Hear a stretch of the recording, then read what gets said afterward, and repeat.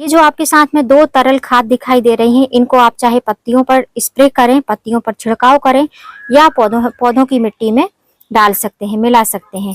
देखने में एक जैसी दिख रही हैं लेकिन अलग अलग प्रकार की हैं और ऑर्गेनिक हैं, प्योर ऑर्गेनिक है। इनका कोई भी आपको नुकसान नहीं होगा। इनमें से अगर आपके पास में एक भी मिल जाता है पेस्टिसाइड या खाद, तो अगर आप इनको स्प्रे करेंगे तो पौधे आपके हेल्दी ग्रोथ करेंगे। पत्तियां बहुत ही खूबसूरत, चमकीली, हरी भरी रहेंगी और पौधे भी तेजी से ग्रोथ करेंगे।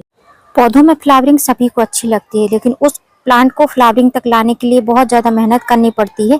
स्पेशली रोज प्लांट जो होते हैं बहुत हैवी फीडर फर्टिलाइजर वाले होते हैं।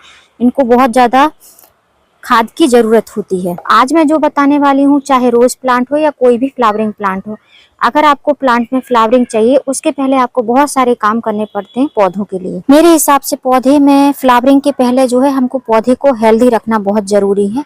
फ्लावरिंग तो बाद में आती है, लेकिन आपके पौधे जितने ही अच्छे हेल्दी होते हैं फ्लावरिंग उतनी ही अच्छी होती है। तो पौधों की पत्तियां अगर हरी ग्रीन भरी रहती हैं, ग्रीन ग्रीन रहती हैं, हरी भरी, तो देखने में पौधे अच्छी लगते हैं अगर उनमें फ्लावरिंग बाद में होती है। तो हेल्दी प्लांट के लिए आपको कौन से फर्टिलाइजर डालना है, आज मैं वो चीज शेयर करूंगी और अपने पौधों पर अप्लाई भी करके दिखाऊंगी। यहाँ पर ये मेरा अडेनियम का कलेक्शन है जो अब थोड़े थोड़े ब्लूम हो रहे हैं, क्योंकि मैंने इनकी जो है मार्च लास्ट में प्रूनिंग करी थी।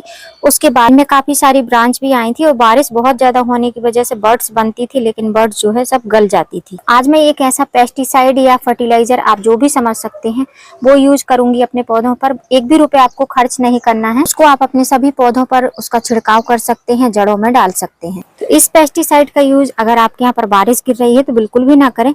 अगर बारिश बंद है, थोड़ी थोड़ी छाया, थोड़ी थोड़ी धूप रहती है, तो आप इस फर्टिलाइजर का यूज कर सकते हैं। यदि धूप है तो आप इस फर्टिलाइजर का यूज शाम के टाइम पर करें। तो हम फ्लावरिंग लेने के लिए बहुत सारे तरीके अपनाते हैं, लेकिन घरेलू तरीके सबसे बेस्ट होती हैं।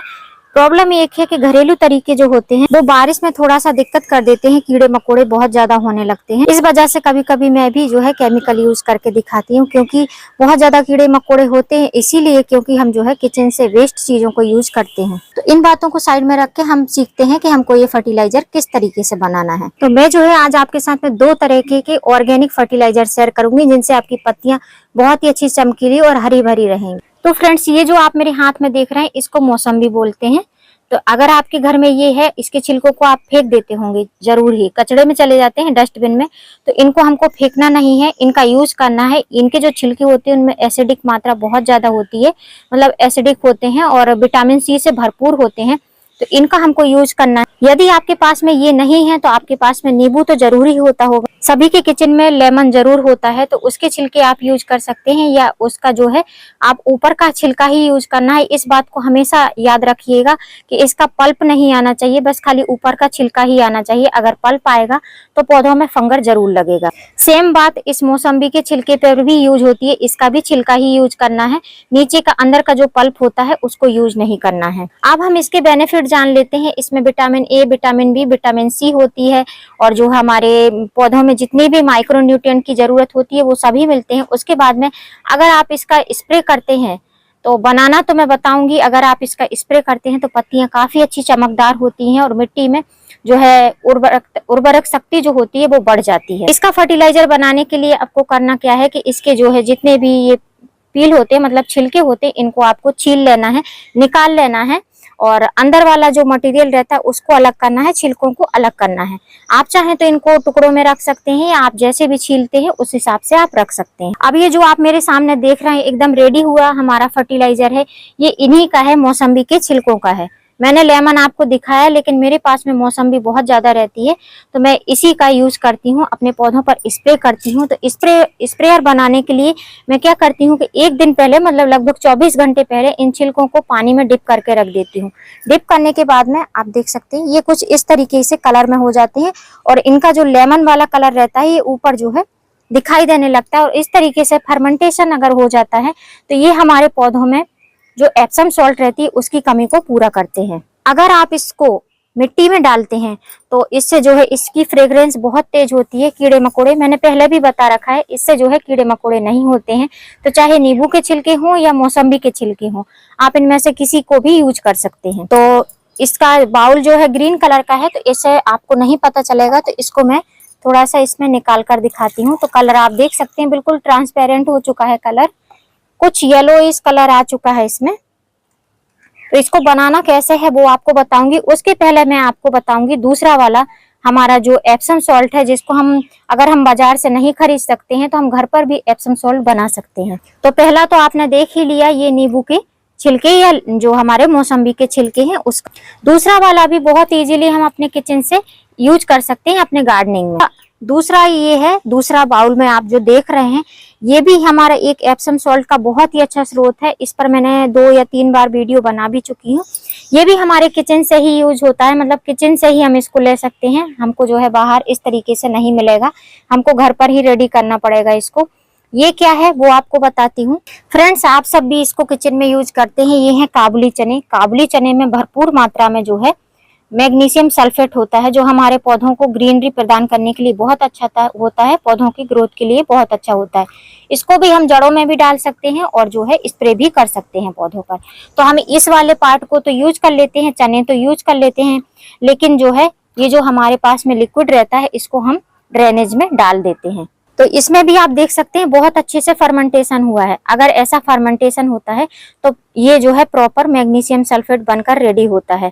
और इसको हमको बनाना कैसा है वो मैं आपको दिखा देती हूँ। उसके पहले मैं बताती हूँ, जो ब्लैक वाले चने होते हैं उनको भी आप जो है 24 घंटे के लिए भिगो कर रख सकते हैं। उसके पानी को भी आप अपने पौधों में यूज कर सकते हैं। तो आज जो मैं एप्सम सॉल्ट यूज करूंगी वो इन दोनों का मिक्सचर होगा। दोनों के मिक्सचर से एक जो है एप्सम सॉल्ट बनाऊंगी और अपने पौधों की पत्तियों पर स्प्रे करूंगी। आप चाहें तो जड़ों में भी डाल सकते हैं, ऑप्शनल है। आप चाहें तो जड़ों में डालें, आप चाहें तो पत्तियों पर स्प्रे करें। लेकिन बारिश का सीजन है, मैं सजेस्ट करूंगी कि आप जो है पत्तियों पर स्प्रे करें, जड़ों में अभी ना डालें। इसका भी लिक्विड मैं आपको निकाल कर दिखा देती हूँ।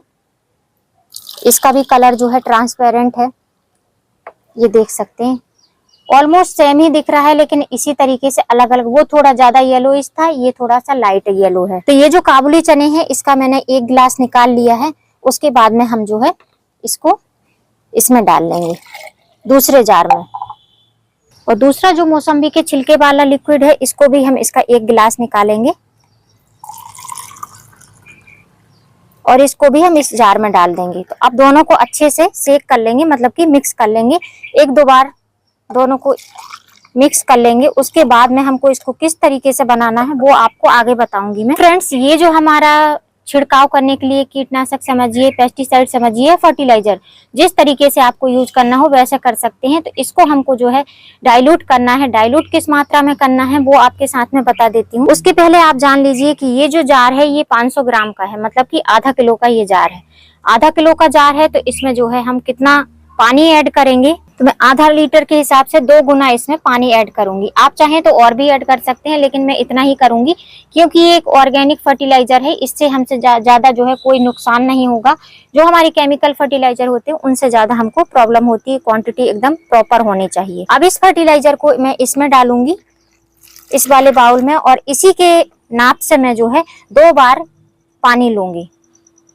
तो ये 1 जार और ये 2 जार। अब हमारा फर्टिलाइजर बनकर रेडी हो चुका है। इसको हम चाहे स्प्रे भी कर सकते हैं और चाहे मिट्टी में डाल सकते हैं। अब इस स्प्रेयर को करने के लिए हम इसको स्प्रेयर बोतल में भरेंगे। जो मेरी लगभग 1 लीटर की बोतल है तो इसमें भरेंगे। एक बार में तो ये फर्टिलाइजर नहीं आएगा, तो एक बार भरकर आपको दिखाऊंगी तो ऐसे नहीं डाल पाएंगे। तो गिलास की मदद से थोड़ा थोड़ा डालेंगे, जिससे कि हमारा जो फर्टिलाइजर है नीचे गिरना नहीं चाहिए।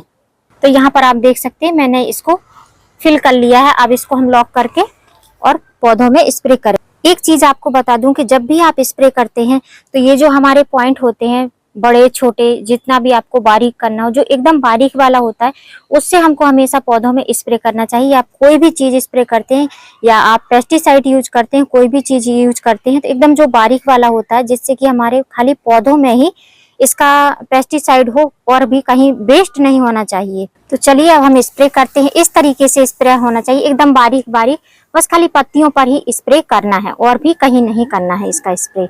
इसी तरीके से हमको सभी पत्तियों को अच्छी तरीके से नहला देना है।